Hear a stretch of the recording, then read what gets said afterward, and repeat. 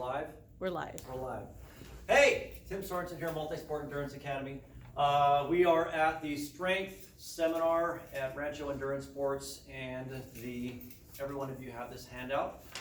If you don't have the handout, email me and I can send it to you. It's just an Excel spreadsheet. And I think what I'm going to do for tonight's seminar is there's a lot on both the front and the back page. So slightly interactive, but I think what I should do is go through all the different exercises in the seminar, on the page, and let you know why I put it there and the specifics of that exercise, so we can get through all of them. And then once we get through all the exercises, and you know why I put it there and the reason we put it there, then we can start doing some interactive stuff with maybe some of the bands and the chairs. You'll notice that there's very, very little equipment used for all of it. My objective is to try and remove all the excuses that people come up with to doing strength and mobility, because I know that in a time crunch situation, the very first thing to go in any endurance athlete's schedule is going to be strength and mobility, right? So if you don't have, like, hey man, I can't get to the gym, no problem, you don't need one, right? So there's only 2 exercises in this whole thing on the front and the back page that need any equipment at all, and the only equipment that you need is a resistance band, right? And that can travel with you. Those are together. Anyway, so the first one is, it's called an inverted snow angel. And instead of just, saying lie on your face and do jumping jacks, this one has a little bit more of nuance, if you will. You'll notice that the hands are faced up at your hips and down forward. And in doing that, I don't know if this is going to show up on the screen or not, but laying down with your hands up here, as you reach forward, your hands are pointed down, right? So the active part is you're activating your entire posterior kinetic chain, but in rotating your hands, now you're getting a little bit more, you're activating that rotator cuff. And the reason you want to do that is in swimming, your hand comes down, it comes up, and it goes forward. And humans are lose it or use it creatures, right? So if you don't get that rotation and make sure that your hand can do that, it's not going to do it. And I found that most athletes aren't limited in their swim as much by poor technique, is that they can't get into good technique because of lack of mobility, right? So being able to make sure that you can have better shoulder mobility is key to a better swim, right? So that right there, like I said, when you're face down doing an inverted snow angel, like I said, it's like face down doing jumping jacks. Start with your feet together and then reach forward and make sure you're getting that rotation. It's surprising how much more challenging it is to do that just with that simple rotation. So I encourage you to give that all a try. We'll come back to that one. Next one is the side glide. I know that these pictures are a little bit small, but you can see that keeping your feet wide and parallel. A lot of people want to point your feet out. One of the challenges is with pointing your feet out is the way greater trochanter comes in. If your feet are pointing out and you try and push your hips back as you're coming down, your legs start to, the head of the femur start to kick into the pelvis, and you get what they call butt wink. I hate that word, but your tail starts to tuck under a little bit, right? So if your feet are straight and you come down, you're going to have better access skeletal wise, not soft tissue wise, to be able to get better motion. But when you look at the last picture, you'll notice that there's 2 little red lines, and then you can see that when I'm coming down like this, my shins and my torso are parallel, right? So instead of that extended forward lean, you're going to try and come back here, right? Make sure that this line and this line are completely parallel, and then from that side, swing over to one side, feel that stretch. Swing over to the other side, feel that stretch, right? So right now we're still in the warm-up phase. So as you're coming over, want to do that, I think I said 10 times. or 5 each way. Just get in to feel that stretch, hold it for a couple seconds, and then back over, right? We're trying to warm it up, warm up the muscles, activate the muscles a little bit. Next, we want to get into some core activation. So balance and core work together, and this is actually four different exercises based on what your capabilities are, right? So starting off, coming into the plank position, if you keep your feet wide, it's going to give you a little bit better stability, right? And then just simply touch your shoulder. For some folks, that's relatively challenging because I'm in a perfect plank position, and without changing my posture or positioning, without swinging around in any body English, perfectly flat, right? And if you can do that, then see if you can get some more range of motion that way, without bringing your arm up, right? Straight forward and back, straight forward and back. And if that's super easy for you, push up, forward, push up, forward, right? Push-ups are also important to make sure that when you're doing that push-up, you want to keep your elbows real nice and tight into your rib cage, right? As soon as you bring your elbows out like that, it gets really difficult and it unstabilizes the shoulder. Keep your elbows real nice and tight into your rib cage and come back up. Make sense, everybody? Cool. All right. Next up is one of my favorite stretches, prone lunge to twist. If anybody ever watched Beachbody, this is called the world's greatest stretch. You go into a nice deep lunge, bring your hands right next to your hip or feet, and then take the outside. It's a little bit easier to look down. If you're balanced, you can look up and bring it down, and then go to the inside. My sunglasses. And back. Switch legs. Up. Up. Bring it back. Now, when I'm doing that, you'll notice that from my head to my hips, or my head to my heels, is straight, right? It's important that when you're going to do any sort of a spinal twist, you want to make sure that your spine isn't loaded more than one direction at a time, right? What I mean is you can load it this way, this way, this way, that way, but you don't want to load it two directions because twisting it is a load.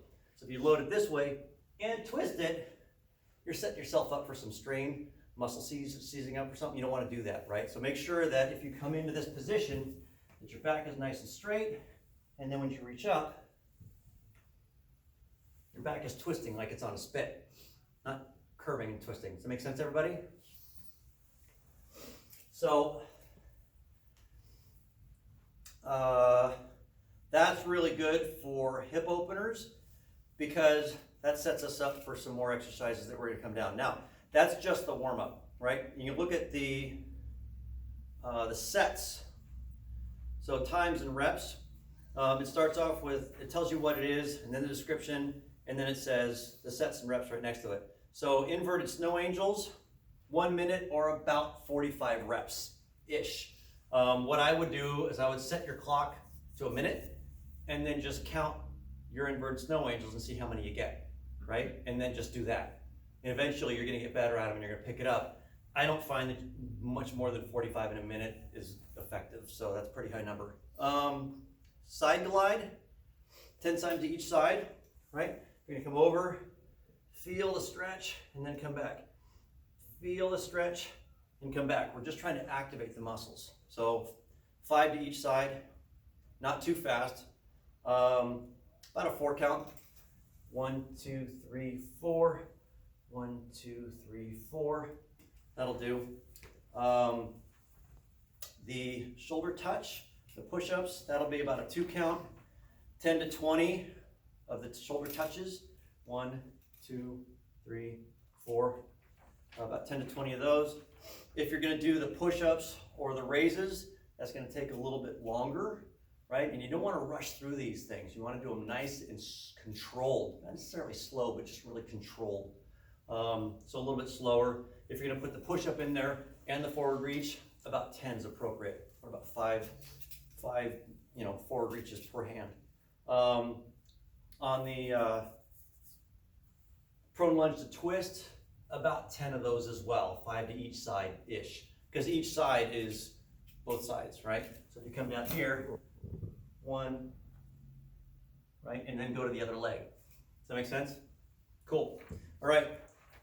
Next one up is getting a little bit more difficult. We're getting into the main set. It's called the push-up to sidearm balance, right? So starts off with a push-up, right? Come into the plank position. Down in your push-up, again, look at my elbows. They're nice and tight inside of my rib cage. If I come up, my feet are stacked. My hand is straight up. I'm looking down because it's a little bit easier. I can look up. It makes it a little more challenging. Come down. And then we're going to go to the other side. And back. Lots of core engagement right there, right? So in triathlon, running, biking, and swimming, everything starts from the core, right? If you've got a solid core, everything else is easier from there, right? If you have, it's basically, if your core is a wet noodle, you're not going to get a lot of leverage from your hands or your legs, right? So make sure that when I have this push-up to sidearm balance, you're doing something active while you're engaging your core. If your core is not engaged correctly, that's going to suck. And you can look at, when I'm on my side, that in this position right here, it's almost like I'm in a perfect T. I'm not sagging, right? So it takes a lot of your core engagement to make sure that you can get into this position, right? It's got to be nice and tight. Does that make sense, everybody? Okay. If this is a little challenging, come over, your feet can be staggered, right? And if it's a push-up to a sidearm balance and the push-up is challenging for you, then come down to your knees, do your push-up, feet are staggered, and even then, one less, just come down to this position, and you can still get that core engagement. Make sense? Cool. Now we're going to get into the legs a little bit, right? So you did in the warm-up, the side glide, we're going to take that to the next step. So now that you're warmed up because of that side glide, bring your feet wide. Again, make sure that they're straight and parallel. And then you're going to push your hips back. You're going to hip hinge back and drop all the way over as low as you can. And if you can get hips to heels, outstanding, right? That's kind of what we're looking for eventually, is to get hips to heels. And then come back up. Just come down as low as you can, right? The lower the better. If you can get your hips below your knees, even better, right? Eventually, if you can come down and you can get this sort of range of motion, again, you really don't need to be more flexible than this. There's nothing that you're going to do functionally that needs more than this. Questions on that? When you're in this position, your foot's got it's like a tripod, right? You've got 3 spots on your foot. You want to make sure that all your pressure is evenly dispersed between all 3 spots in that foot. So whatever you're doing, if your foot's rolling forward, you're going down too far, right? If you get to this spot right here and the heel's coming up, you've gone too far. Come down as low as you can to keep all 3 of those points on your feet even. Does that make sense? Cool. Do you agree? Mm-hmm.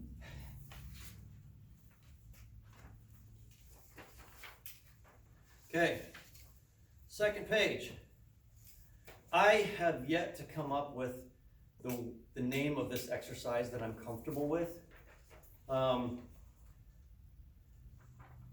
Just because of the nature of the exercise. Double arm butterfly pull. That's what I'm calling it. Everybody's seen it as the swimmer's pull. If you could pick up the camera and get this in there. But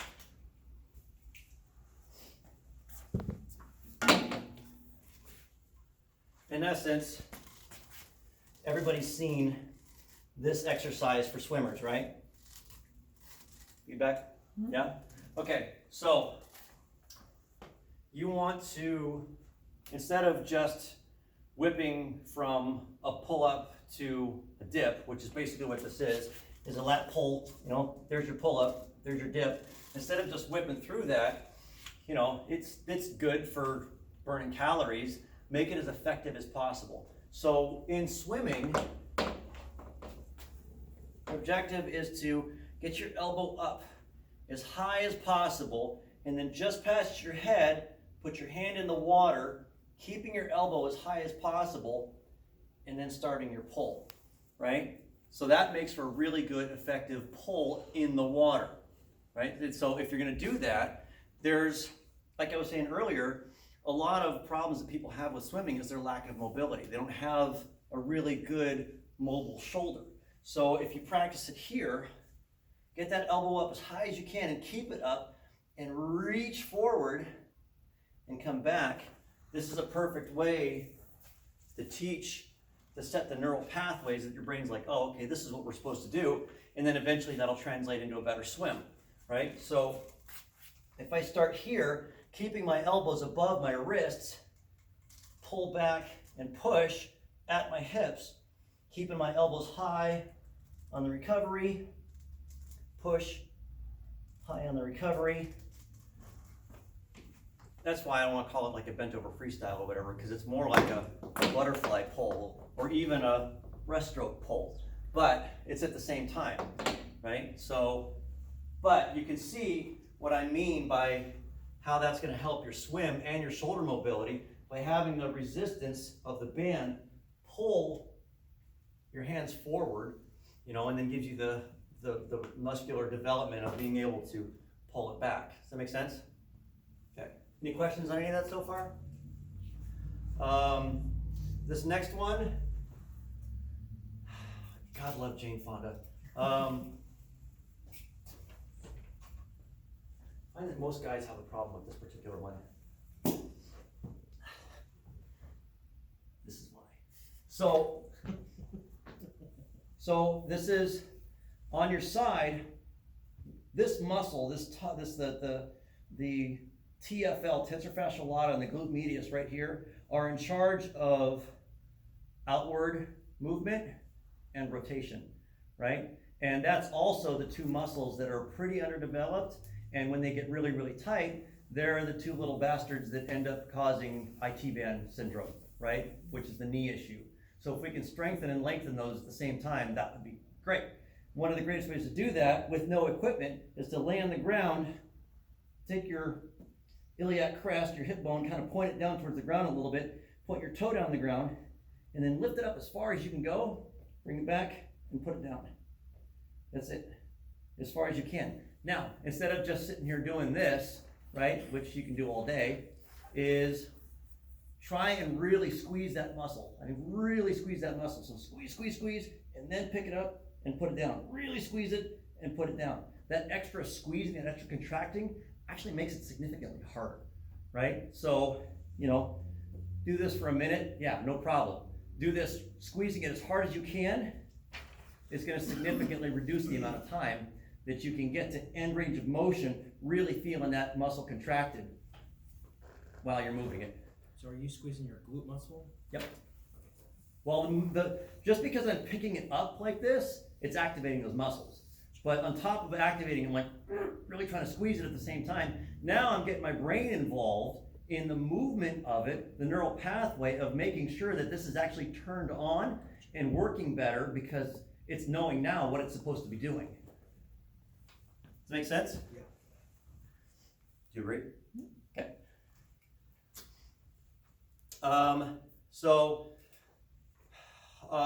The backtracking a little bit, the double arm butterfly or the bent over row or bent over pull or whatever you want to call it, that swimmer's pull.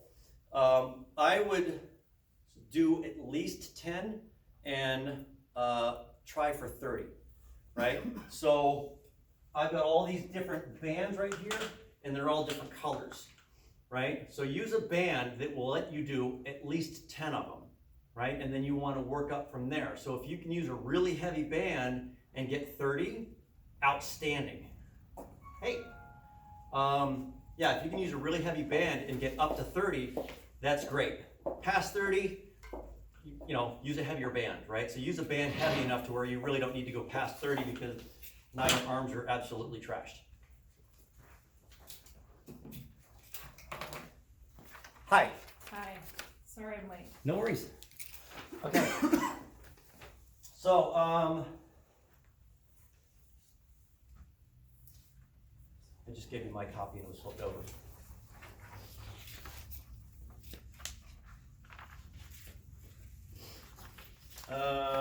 Okay, next is a shoulder combo. This is actually a few different moves. 1, 2, 3, 4 different moves, right? You can all be done with the same band. So I'm gonna use red because I think that's what did I use yellow? I think I used yellow. Anyway, we wanna really activate the rear shoulders, right? So much of what we do is like this, right? This whole thing becomes really, really tight, right? Your shoulders are rolled forward, these muscles are too tight, and what we wanna do is get that posture back to where it belongs and get your shoulders more functional. So, like I said earlier, lengthen and strengthen. We wanna strengthen these guys back here and lengthen these guys back here. Poor posture in the shoulders leads to everything else going wrong. I see this in swimming all the time. People have what they call upper cross syndrome, where their shoulders are forward and then they have to kick their head up, and then they end up walking around like that. And you know, when you're trying to swim and you have this posture and your shoulders just don't move the way they're supposed to because you're shrugged all the time. So this should really help alleviate that. Take a band. Start off. So, does anybody know what a YTA is? Anybody else? It's kind of like that, right? Except for you don't need any attachment points. Just this is all you get, right? And you can use the different bands. You want to use the band that will get you able to do at least 10. You don't really need to go more than 15, right? If you have one that you can do 15 of, and the 15th one your shoulders are done, then that's the right color band, right? So basically what you're gonna do is you're gonna start right here, and keep your hands at shoulders height, keep your abs, glutes, quads nice and tight, and just pull straight back and forward and back, right? So that's it. I'm gonna do that about 10 to 15 times, right? Once that's done, then go ahead and put it at a 45-degree angle. Do it again, 10 to 15 times, right? Depending upon how hard the band is and how hard this is for you, you want to give yourself up to 30 seconds between the sets, right? So now we're going to go the other direction, right? And again, if you need to, up to 30 seconds. Now the last one, I'm choosing it to do it this way for a reason, right? So what I'm doing is I'm rolling my feet onto the handles. You'll see people do this before where they'll put the bands on like this and then use the handles. I'm choosing to do it the other direction because I want the pull as well, rather than to engage the rhomboids a little bit by pulling apart, right? So start here, palms facing you, your hands on the cord about a fist apart, and then you want to pull up. It's an upright row, but you want to pull up and try and keep your elbows higher than your shoulders, right? So you're really working, again, like I said, quads, glutes, abs, nice and tight, and then pull straight up with your elbows higher than your shoulders, right? Same thing, 10 to 15 times on that one, right? So that might hurt a little bit at first because you're not used to that sort of a motion. Use a lighter band, and then the more you do this, you realize you're just gonna get better at it, and your posture is gonna go from this back to this. Might take a few minutes, but you know, it'll happen over time. So, questions at all? No? Great, all right. So, this next one of my favorite exercises ever, mostly for endurance athletes and mostly in today's society. We sit a lot, right? So the problem with that is your hip flexors get super, super short, right? And again, these are short, these aren't activated enough, right? So to combat that, they came up with the Bulgarian split squat.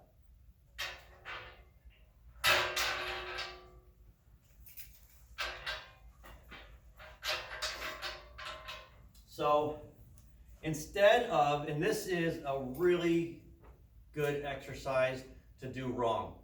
And the reason I mean, what I'm saying by that is like, everybody's seen this back foot on a chair, do a squat. Well, that's not the purpose of this exercise. I mean, there's all kinds of single leg squat exercises, but this particular one is get your foot back as far as you can, right? And it's all about the back leg, not the front leg, right? So what I'm gonna do is I'm gonna come into this, I'm gonna really squeeze this hamstring and glute. I'm like as tight as I can. And as I come down, I wanna come down as low as I can get. And trying to get that hip extension while the glute and the hamstring is turned on is paramount, right? Really squeeze and pull back up. And you're gonna find out quickly that this isn't the leg that hurts, right? Yeah, that's a single leg squat in the front, but this is the one that's doing all the work, right? When you really focus on that super tight squeeze, squeeze, squeeze, down as low as you can, full extension, super engaged, and come back up. Now, we're doing that because in running, most people don't use their glutes. And this is where the whole humans were born to run comes in. We were literally, this muscle was made, these two muscles were made so that we could run. And most people don't use them, right? Because you see a lot of people when they're running like this, not even turned on, right? But if you get a good fast run form, this position right here, and you push off, that hip extension with the engaged glute and hamstring is massively powerful. And that's where you see people when they're spending extended periods of time in the air with their foot ground contact very, very short. It's because when that foot hits, comes forward and pushes off, that powerful glute and hamstring combination makes for a lot of speed. And when you can get the speed here, it takes a lot away from here, right? You're not working as hard to move your legs faster because you're getting so much power back here. Does that make sense? Right? So that's the combination. That's one of the reasons why I really, really like that Bulgarian split squat, because it helps develop the muscles for a better run form, right? And then as you do that, as you get better with that, and as you're continuing to run, sooner or later, you're gonna start using those muscles when you're running, and you're like, dude, I'm fast. So, anyway, one of my favorites. Questions? Nope. All right, so the last one on here is the oblique V-up. Pretty much standard. On your side, palm facing down, hand behind your ear, and the objective is to get your knee to your elbow, right? That's pretty much it, right? So if you're doing it like this, you're engaging the wrong muscles. Come over to your side, bring it up, and back down, right? And pretty much do those as many as you can, right? So there was an 80s video coach that used to say the Molson muscle. They were going to get rid of that Molson muscle for you. It's a Canadian muscle. I think my age just jumped out at me on that one.